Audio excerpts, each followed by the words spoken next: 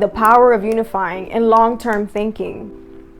It's like if people believe in Illuminati and think that this entity or this group is ruining people's lives and they have a stronghold on the way that we live, and we can't do certain things because society's set up a certain way. But I mean, the same power and the same energy that these people have, we all possess. Like, we all have this same thing in us. And it's just, people do things a certain way. It's like, it's like common sense, or it's like cause and effect. If you do things a certain way, you're bound to get a certain result. Like, I always go back to the simplest thing in the Bible. It's like you reap what you sow, whatever you put out, you're gonna get in return. So it's like, if these people can master this concept, we regular people, or whoever else who doesn't feel like the way that people have set up things is beneficial to them or beneficial to us, we have the same capability. I remember, I don't know word per word. I don't know a lot of things word per word in the Bible, or stuff that you're just supposed to know. But, you know, even the Bible talks about how God, God is not subjective to a certain person, or God doesn't just manifest his glory in specific people's lives. God says that I don't remember the words, but it's like God sprinkles his glory on the evil as well as the good. So it's like, that tells me that we all possess this power of God, or we all have access to it. And it's just knowing how to direct your energy to get God to manifest in your personal lives, in our collective lives. And I guess it all starts in your personal life. But I feel like these people have mastered, like I was saying earlier, what's like prominent in my mind right now. They've mastered unity and collective focus and long-term thinking. And I think we messed up and we fell into a trap when they have us focused on the opposite, which is everybody within themselves. It's okay to be individual, because I'm an individual in like in the greatest sense. It's like, if somebody's an individual, it's definitely me. But at the same time, there's a balance with that, where it's like you can balance being individual in your personal life and within your clan or your tribe or your family or your group, but also knowing that when you collaborate and unite with other people, the more energy that you have, the more individual focus you have combined, the more that you can get done for your own sake and your own cause. And society is proof of that. Whatever we call Illuminati is proof of that. It's like, who cares who these people are, what it actually is? But if we notice that we're not getting good results, we don't like the results that we see from whatever this entity or this group has been doing to us, it's like, nobody can rob us of the power, the God-given power to do the same thing that they do. It's just, they have us so dispersed, or we've allowed ourselves to be so dispersed and so into our own thing, and I'm against this person, I'm against that person, and we don't see the value of that collective focus and uniting energy and thinking long term. It's like, okay, short term, this might not work out in your favor, but if you're looking like 5, 10, 15 years ahead, this is the result, and this is the way these people think, and this is why they get everything they want. This is why they rule society. This is why even people talk about what do we call it? Like, people talk about financial disparities and, you know, income disparities and things like that. This is why you have things like income disparity, or this little small percentage has all the money and power, and then it's like whatever, you know.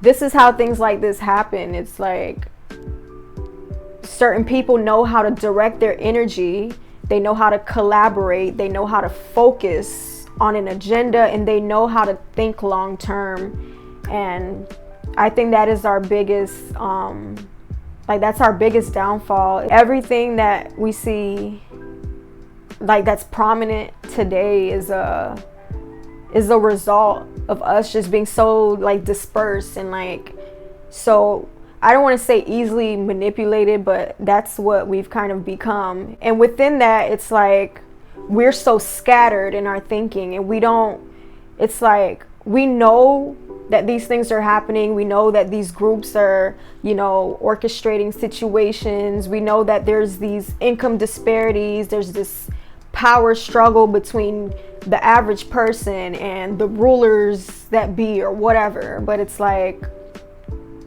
there's nothing that they have that we don't have. That's what I'm trying to say. So if we want a different result and we're going to depend on them to give that to us, I don't know. That's definitely not the right way to think. I would say it's like anything you see that's popular, it was, purposely formulated that way. Like it's not by coincidence. It's like, if it's popular for black people to be like within their own clan and against white people and vice versa, and then it's like you're fighting for this, you're fighting for that. I mean, I feel like on the surface it looks like we're doing something. On the surface it feels familiar. It's like this has been done in the past. This is what they did during the civil rights era, and this is what we do as a people. And I feel like that's where they get us, because I mean, if we see the way that things are unfolding and the way that things have unfolded, like over time, like, this group, this entity, or whatever it is, whatever they are, whoever they are, we know that the best interest is never us. It's never the people, which is why the disparities are there. So why would we think that these popular, images that we see, or this popular movement, or, this popular way that you're just supposed to be because of skin color, because of gender, or whatever, why would you think that that's something that's for your long-term good if you already know how things are set up? It's like, what makes you think that a group of immoral people who set things up for you to be demoralized, for you to be poor, for you to have to struggle to reach where they're at, what makes you think that they're gonna create a world for you that's beneficial to you? It's obvious. I'm not someone who's like so active in like the black community and whatever their agenda is right now, which, I mean, if it was something good, I would love for black people to win. I would love for us to, if the disparities, I would love for us to climb up the ladder and to climb up the whatever it is, whatever. If we're seeking something that's beneficial for us, economically, socially, I would love that. As far as like whatever the black agenda is, it's like, for example, like if I meet somebody and they talk about how they have like an organization or something, and like their aim is to help black people to financially empower themselves and to support only black-owned businesses and this and that. Also working with this group that wants to establish this I'm talking about New World Order, which I'm pretty sure we see that it's unfolding, but it's like, I don't understand black people's position in it, because I feel like black people love to team up with these people and like say, oh, we're gonna do something new, it's gonna be a more equitable society, this and that. I understand that aspect. I understand people wanting something good, something better for their race, but it's like, what you doing over there with these people? That's how I see it. It's like the same way that, for example, like black people will see like somebody with like, I guess that's not a thing anymore, but like the person who used to wear the red hat, and then you see like a black person like on like a podcast or something talking about, oh, what you doing over there with them? I feel like it's the same concept, but it's like just two different groups, but it's like the same end. So I don't understand why we don't step out of that, or why black people don't step out of that and create something new for themselves without these people. Because these same people that are talking about building this equitable society, this paradise, this new world, this paradise for everybody, but it's like, whose design is it, you know? We really want to design a paradise from this European perspective, or we want to be like this Scandinavian country. We want to, it's like, why can't we, and it's not just we as like black people, but if we acknowledge that there are all these forces against us, and I'm just saying people in general, and there are all these things happening that aren't for people's greater good, why are we still working with these people? If black people are going to do something for black people, if that's the aim of the black agenda, if there's aspects of the black agenda that are pure and that are good, it's like, why are you working with these people? Like, why are we trying to, you know, it's like, it's their paradise, trying to create paradise. But it's like, who designed, like, did y'all sit down and like in a meeting with these white people that that already didn't have the best interest in mind for you? In one aspect, they're killing you, but in another aspect, these same people you want to collaborate with. That it doesn't make any sense to me.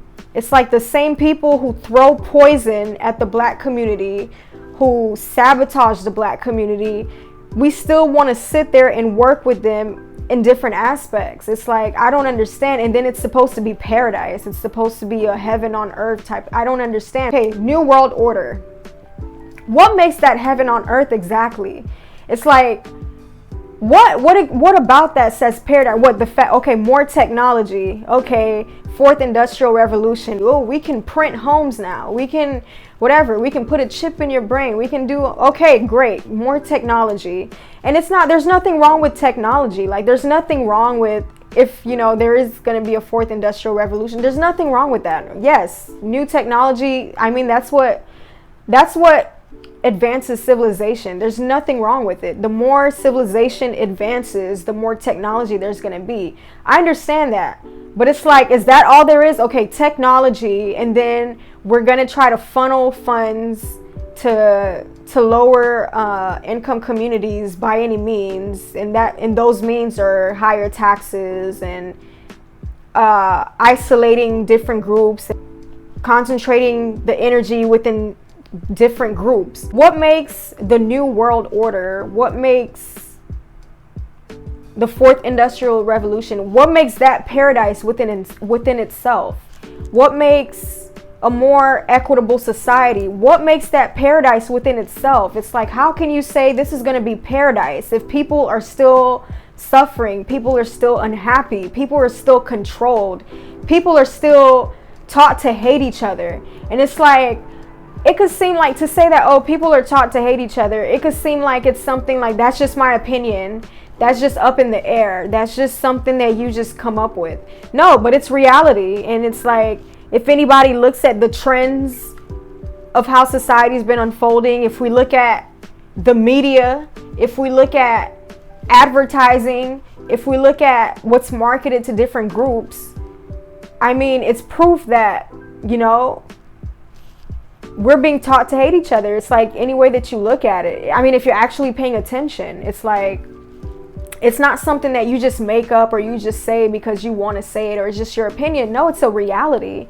If we weren't taught to hate each other, if we weren't so hateful toward each other, the people who've mastered what I was talking about early in the video, the people who've mastered this thing called focused energy and unifying their focus and long-term thinking, they wouldn't have all the money and power that they have now. There would be no such thing as such a big disparity in financial bracket and social bracket, this and that. There would be no such thing if we weren't taught to hate each other. If it weren't for us being so pro this, anti that, against this, triggered by that, this and that, if it weren't for all of this chaos, these people wouldn't have half of the money and power that they have now. This is the goal.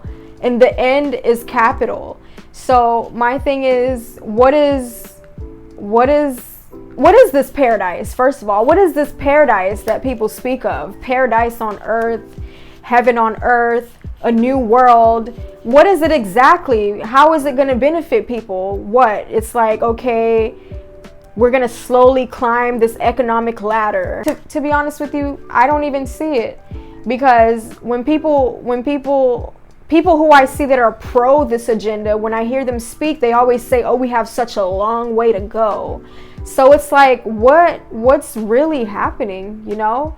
Because if we have such a long way to go, imagine if we actually mastered what these people have mastered, and we all unified our focus and our intentions, and we thought long term. We came up with our own plans and said, this is what we want. It's like all groups came together and said, okay, this is what I'm lacking, this is what I'm searching for, and we came together in that way and formed a common goal, and actually came from a place of, even though it's like cliche to say, because I don't even like to say it all the time, like coming from a place of love, even though it sounds cliche, but when you come from that space, it's like naturally unity comes natural. It's like understanding comes natural. It's like you have something against this person, you can talk it out and figure it out if you're coming from a place of love, and that helps you to stay in that long-term thinking.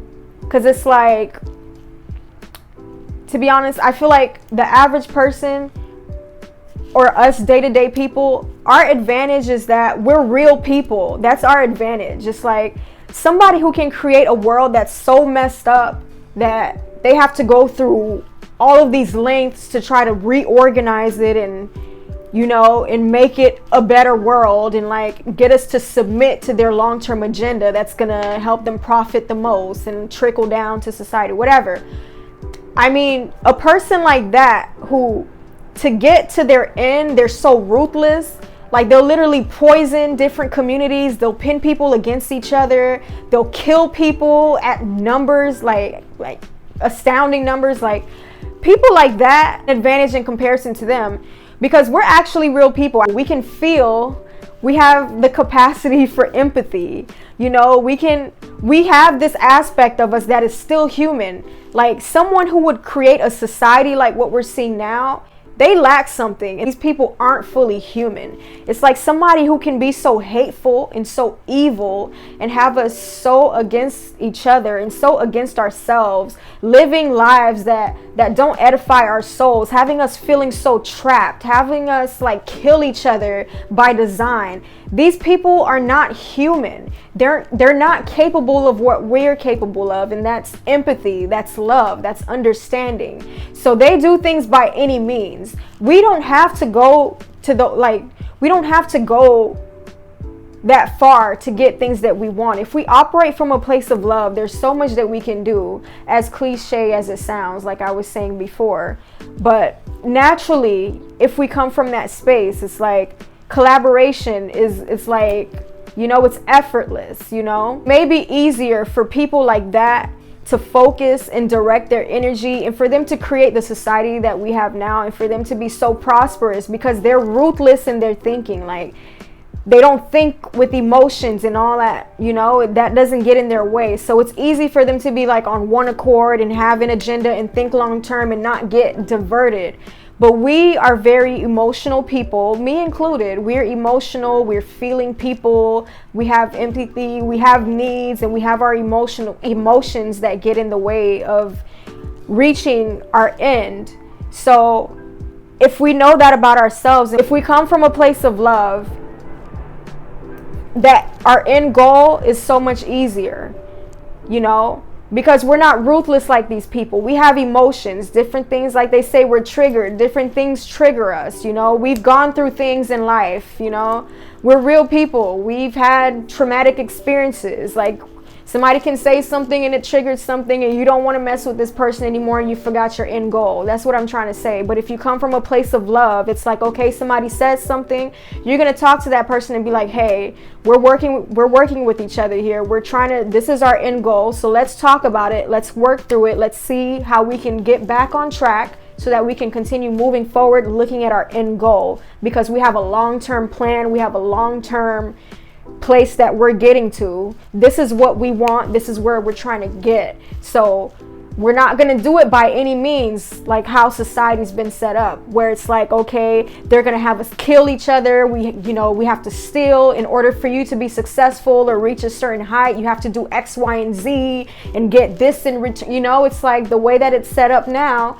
But, there's an alternative way. We can get to our destination just as they're getting to their destination. But I guess the question is, do people even see that we're heading in a bad direction in the first place? Which is, I guess maybe that's the problem, where people don't, that's the long-term thinking thing. People don't see what the long-term repercussions are going to be from what's happening right now. Because, whether it's apparent to you or not, people who rule the world, they want power. That's what feeds them, power. And the more money they have, the more they can have access to that. I'm not saying for us to be money and power fiends, but we need to have some sort of level of control over our own lives. That's where I'm at with it. And that's what I would see would be our end goal. It's not just power for the sake of, I want to rule over these people and have them do what I want, just for like some rush and to feel like, oh, you're on top of the world, and you have, human beings who are just like you, subordinate to you and under your thumb. That's not what I'm seeing. That's not the place that I'm coming from. But I know that money is power, and the way that things are structured and the way the disparities are, we everyday people have to acquire some for ourselves, so that we can be as free as possible, so that we don't have to have powers that be tell us this is the way that we have to live and control us and have us killing each other and manipulating us and sending us images through music and media and freaking books. And it's like everything we consume is literally part of these people's long-term end goal. Everything that we engage in society, any mindless thing that you do, any popular thing that you engage in, and that I'm not even excluding myself. We're just all a part of these people's end goal to keep feeding their lust for power, and the way that they acquire that is through accumulating as much money as possible. Now, when it comes to this so-called new world, this paradise that they're so-called building for us, it's like, if these people, we already know, what are they called? Illuminati? Whoever those people are, who, whatever we call the 1%, who orchestrate everything in society now. It's like, if we know that these people are obsessed with power, they're obsessed, it's like power is their only end, and they're going to do anything by any means. They've killed so many people. We've seen the damage that's been done, like, throughout time. We've seen all the groups that have been targeted, and it's not just the black race. We've seen from the start, even when did like the first wave of the women's suffrage move, from the start they've been pitting us against each other. And this is not, it's not for fun. It's not for passion. It's not for love. It's not for anything beneficial. It's like, on the surface, it may seem like, wow, this group of people, like, for example, I don't know, the women's suffrage movement just came to my mind.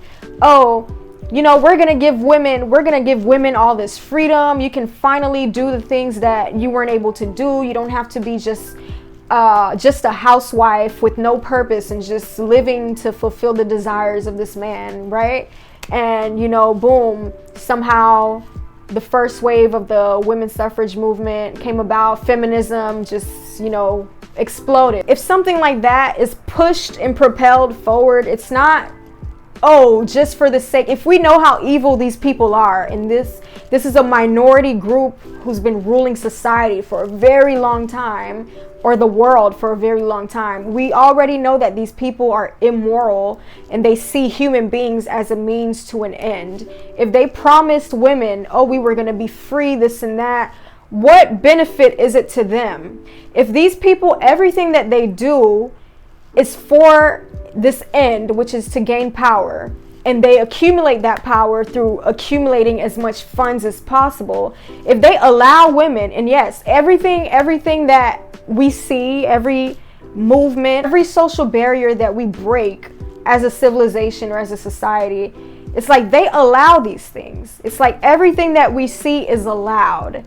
So if they allowed women to have their freedom all of a sudden, and there's this empowerment, women empowerment movement, it's like, what was in it for them? That's what we always have to ask ourselves. And that's what I always ask myself when I see these people do something, and even translating it to now in 2022, anything that I see that's popular that they allow, it's like, what's in it for them? What are they receiving on the other end? Or else it wouldn't be a thing. If there's no capital involved, and if there's no way for them to accumulate power from that, it's like, what's the purpose of them allowing you to do such a thing? Everything we see in the forefront, oh, pro-black, oh, LGBT, oh, pro-feminism, this and that. What's in it for these people who control the world, who we call Illuminati, or who we say are the 1%?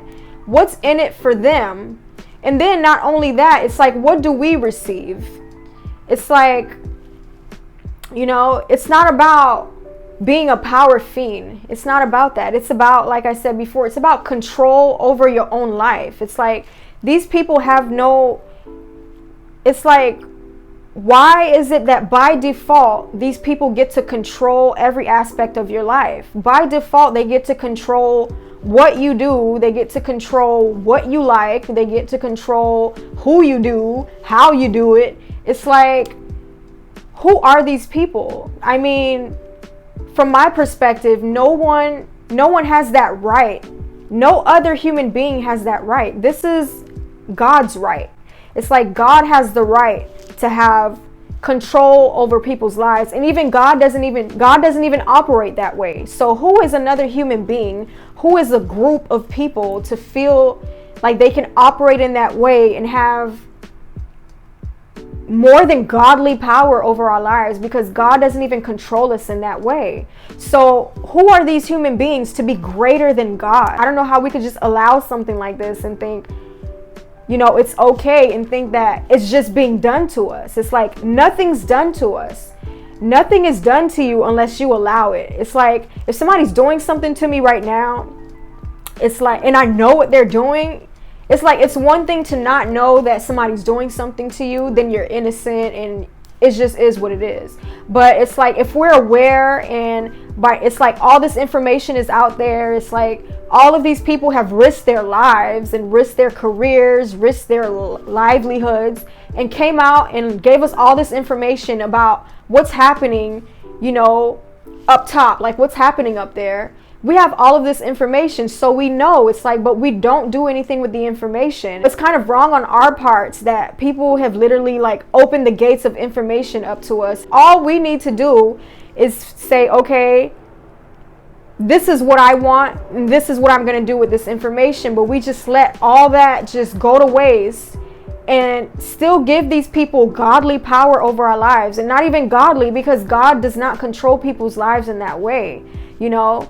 And it's so funny because, for example, if you're somebody who lives your life or lives a lifestyle in accordance to like the word of God, to the Bible, and the way that God, you know, says that we should live, somebody will live their life in accordance to the way that God designed the human to live their life for our own sake. Somebody will do that, and the world will say like something's wrong with you, like this, like you're primitive, or, you know, like this is not the way we do things anymore. But, you know, if that's even a thing, it's like, the question is, it's like, what benefit is it to these people to tell you that, oh, you shouldn't live your life in accordance to the word of God. You shouldn't live a righteous life. I'm not an overly traditional person, because I feel like things aren't black and white, and that's how we get sucked in to manipulation, because we think that everything is a cookie cutter thing, and everybody fits a mold, and every relationship fits a mold, every situation fits a mold, when things are a little bit more fluid than that. But what I'm trying to say is, for the most part, if somebody lives righteously and lives the way that God designed for the human being to live, it's like, why would the world tell you that there's something wrong with that? Why would the world tell you that you're acting against yourself when you're really acting for yourself and your own soul and for, I would say, the sustainability of the human race, which is a whole different conversation. But it's like, why would the world tell you that there's something wrong with that? It's like, if these people tell you that there's something wrong with that, it's like, what is it for them to gain? What do they gain from that, you know? And then when they tell you that there's something wrong, they tell you that, okay, you're from another time or something, like, oh, you're outdated or whatever. We don't do that no more. And then you get like all the music videos and all the movies, all the TV shows confirms that there's something wrong with you, or something wrong with living righteously and living in accordance to God.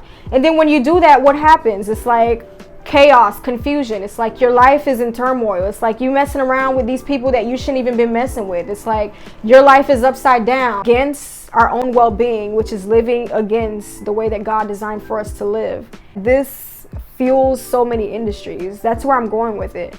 It's like when you live that lifestyle, so many industries profit from that. And that's the reason why it's okay. That's the reason why there's no social punishment, you know, for, I don't even know if that's something that I should say, because it's not a trendy thing or a cool thing to say, like social punishment. Who says that? But it is what it is. It's like, you know, that's why they want you drinking alcohol 24. Not saying that, I mean, not even Jesus drank wine. I'm not saying that, oh, you know, nobody's supposed to do anything. But I'm just saying the fact that certain lifestyles and certain things are glorified greater than the other, and then when you try to live in a, you know, more conservative way, and this is not about conservatism in politics, in a more conservative way, as like more of a reserved way that preserves your well-being, it's like that's a problem. So many industries profit from us living opposite to our well-being. It's like black versus white. So many industries profit from that. And hey, if black-owned businesses are profiting, great. If the normal thing, the socially acceptable thing, the popular thing, the right thing to do as a black person is to own a small black-owned only black business, if that's the popular thing to do, and every black person decided this is what we are all going to do, every black person who's inclined to entrepreneurship and, you know, feels like they're guided in the direction of starting a business. Do you know how much money that we could be making, like as a group, like as a race, if we want to like separate ourselves and allow ourselves to be stratified by the powers that be? Do you know how much money you're missing out on if like every single black business owner decided to be a black owned, pro-black, only black products and only cater to the black community? Do you know how much money we're missing out on? Do you know how much money we could have made? Imagine that it was the opposite, or imagine that these norms didn't exist. Imagine that the powers that be weren't a thing. Imagine that they were just thrown off somewhere into outer space and we had free range to do whatever the hell we want to do with our lives. Like, imagine all the young people who would come up with creative ideas, who would branch out into different markets, who would target different consumers and widen their scope and widen their capacity to provide a service to other people. Imagine how many global businesses, you know, that we'd create, and how much money we would funnel into the black community if we want to stratify ourselves still in the box that they gave to us. Imagine how much money we would be making, you know, as opposed to the opposite, how much we limit ourselves by just catering to the small population. There's nothing wrong with it. Yeah, I understand, like, some people like to use the example of, like, I'm not even going to say specific ethnicities or specific groups because I don't want to seem like I'm being divisive, because that's not the intention of this video. But, like, yeah, of course, there are certain groups, I mean, we see it, where they keep things within their group or whatever, but that does not mean that they don't do business with other groups, at least not the ones who are making the most money.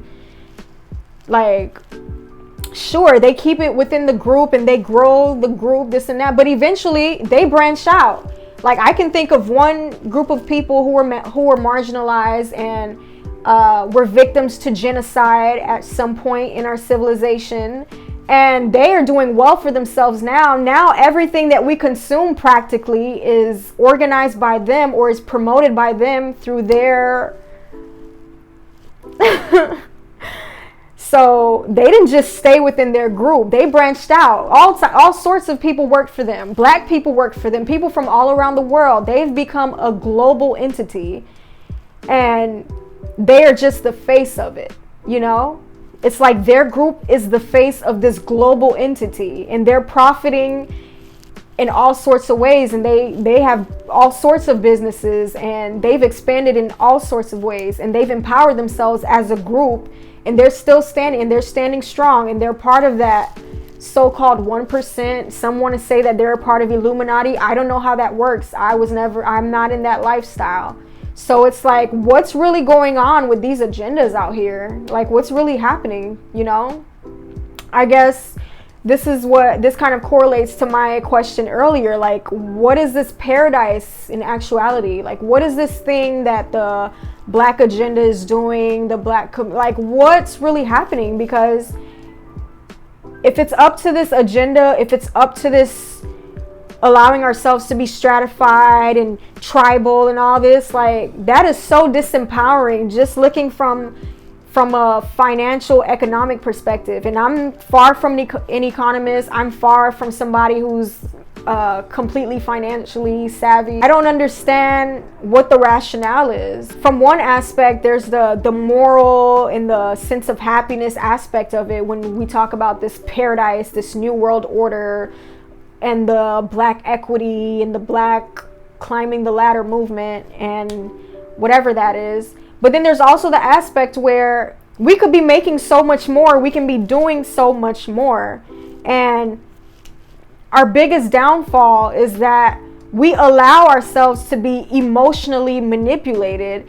And that's what I was saying earlier. It's like, you know, that's our thing. We're not like these people. We're real people. We have emotions. We feel things. We've gone through things. We've had past experiences. Things have happened to us. Somebody could say something to trigger something. It's true. It happens to me all the time. You might say something and I might feel a certain way. But then if I love you as a person, if I have the mind of God and I open myself up to God, where God can show me how to love another human being, it's like we can come from that space, you know, and we can have things work in our favor, you know.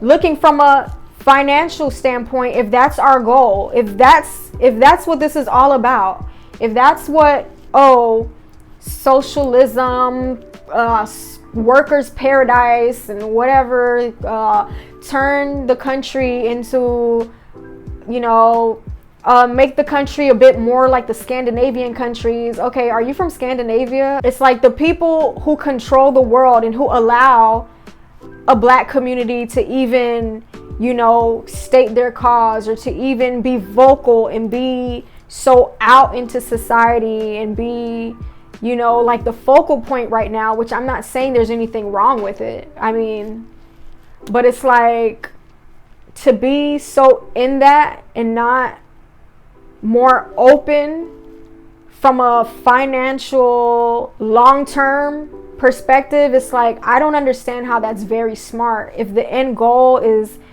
financial empowerment or economic empowerment. I think it's very limiting if you want to just look at it from that point of view. So what I'm trying to say with this video is that there's no one on this planet who has anything that you don't have.